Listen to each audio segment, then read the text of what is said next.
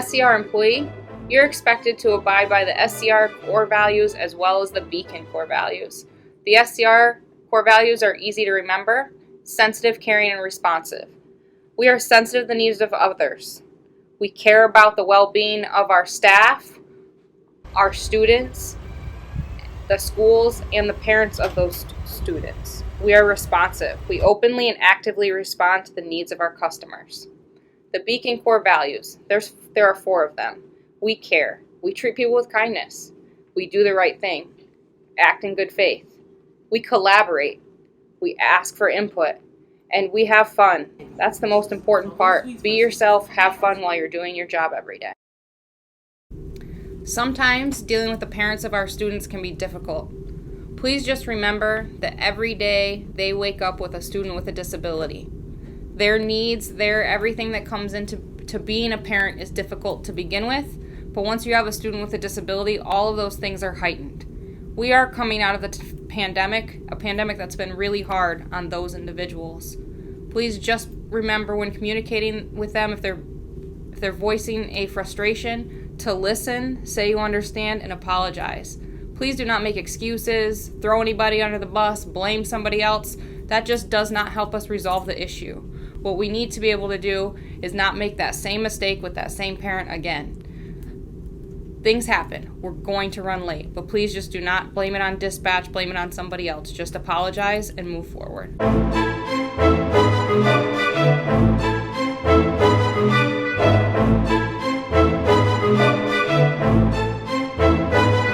Alright, so let's talk about your total performance system. So this is for all employees of SCR. So formerly known as TDP because it started as a driver performance tracking system, but now there are infractions for bus aides, coordinators, dispatchers, managers, all levels, all employees of the company can receive points.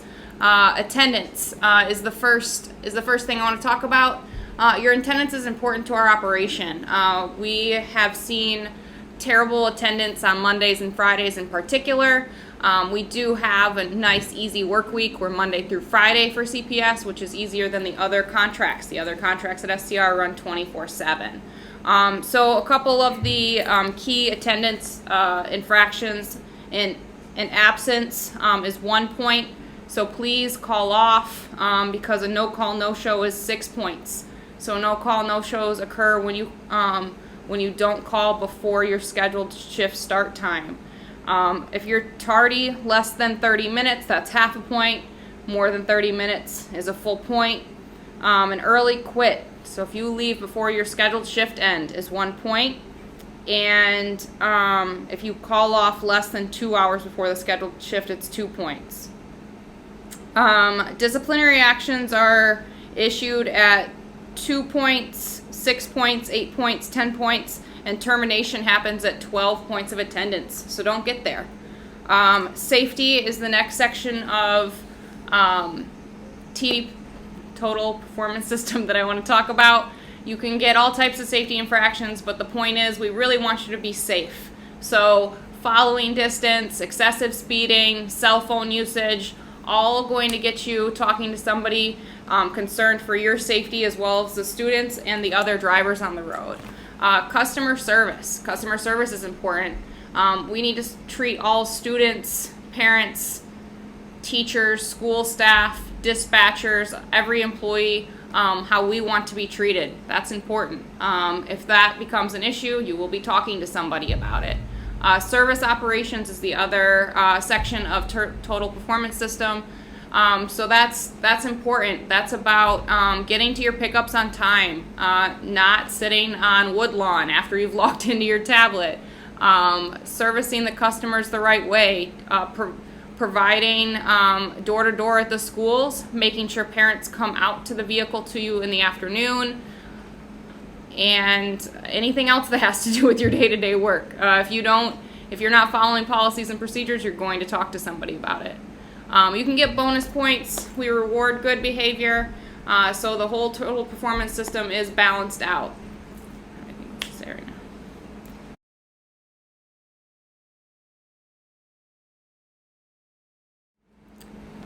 All right, let's talk about this school year, how we schedule, and what happens the next couple of weeks. The first thing is CPS requires fully vaccinated drivers and aides, or you can have a medical or religious exemption filed with HR. So we need COVID vaccination cards if you haven't already turned yours in, or more information from you if you're not fully vaccinated by August 5th. Everything needs to be into HR by August 5th. Routing and scheduling department will be working with CPS to get all of the students that we are assigned for the school year routed. Our expectation is that we will have schedules out to drivers during the beginning of the week of August 15th. That week we'll also run dry runs. So you'll be expected to come in and run the route as you would, just without students. So you'll go to every pickup on the route and to the school. You'll write down what time you got there so that if adjustments are needed, we can make those adjustments before the school year starts. Hopefully that means we won't get students to school late on the first day of school. You will be hearing from somebody from the routing team to get you scheduled for your dry runs and also receive your scheduled route for the school year.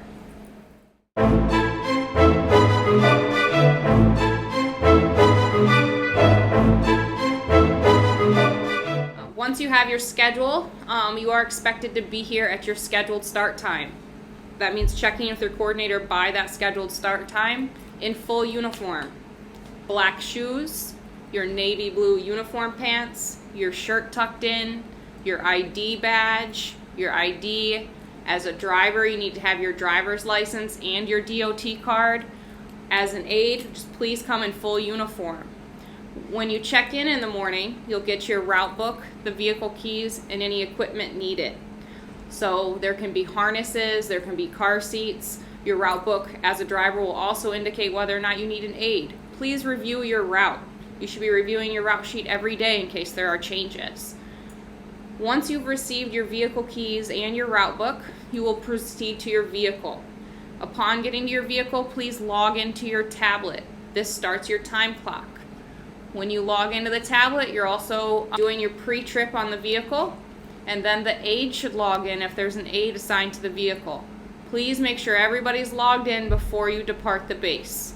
Once your pre-trip is completed, you'll do your 5x5 with your dispatcher. Your 5x5 lets the dispatcher know that you're ready to roll and you're leaving the base and you're on your way to your first student.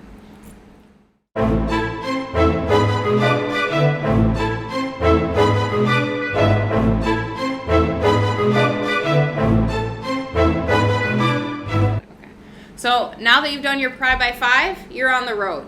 You're headed to your first student pickup. Please practice safe driving habits. Your following distance, your speeding, everything. You're in an SCR vehicle. Everybody sees you. Cornering too fast, just please watch out for pedestrians. Go follow the rules. Do not get on your cell phone. Don't text and drive. Don't call anybody. You are here to operate that vehicle and operate the vehicle safely. When you pull up to your first student's home, you should pull up at your scheduled pickup time. You have a pickup window on your route sheet. That's 5 minutes. You can arrive anytime between those 5 minutes. If you have not made contact with your student on your first couple of days, please attempt to make contact at the door. Once the school year is rolling, you are not expected to make contact. The student should be waiting for you with their parent to load the vehicle. If the student requires a harness, the harness should be fully installed before you get to the student's pickup location. The student should come out with their vest on, so that you just have to hook up to the harness in the vehicle. If your student is wheelchair bound, please pull up curbside. Do not load in the middle of the street. Proper wheelchair securement is securing all 4 points on the floor and the seat belt. Seatbelts are required for anyone ages 16 and younger by Illinois state law. That means they have to have them on. Students can also require a car seat. Car seats are required for passengers 8 and younger by the state of Illinois. So all of that needs to be done. Everybody's properly secured before the vehicle comes out of park. If there is an aide riding on the route, The aide is responsible for proper securement, but before you move the vehicle as a driver, you better make sure it's correct because the safety of the vehicle is in your hands.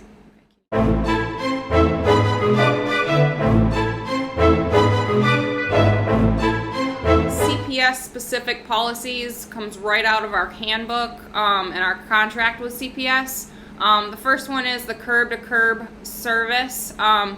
Curb-to-curb requires the aide to step off of the vehicle, walk and greet the guardian, and assist all students on the bus safely. Failure to do so can result in discipline. If parents are not meeting at the curb, contact your dispatcher. A CPS student transportation services report should be filled out at the end of every shift that does not occur. We cannot correct these behaviors if CPS does not know. You are not to contact the parent or guardian regarding curb-to-curb delivery or pickup.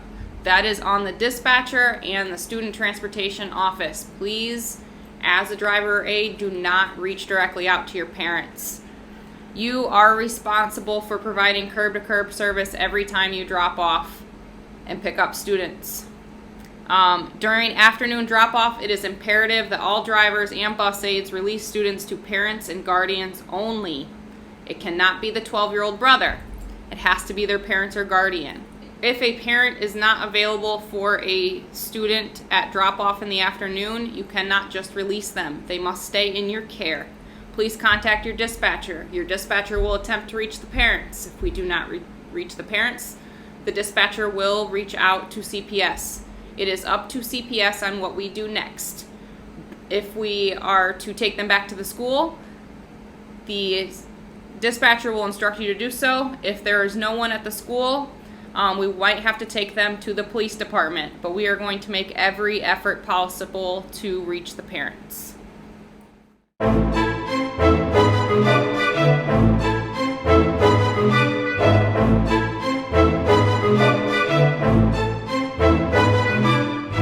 For the bus aides, you are required to sit in the back of the vehicle with the students while the students are on board.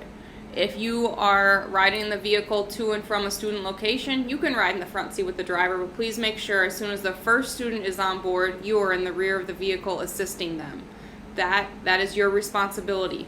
After the safe boarding of the students, you're in the back to make sure seat belts stay secure, that no aggressive behaviors happen in between students, and that everybody keeps their shoes and socks on. Sometimes that can be an issue.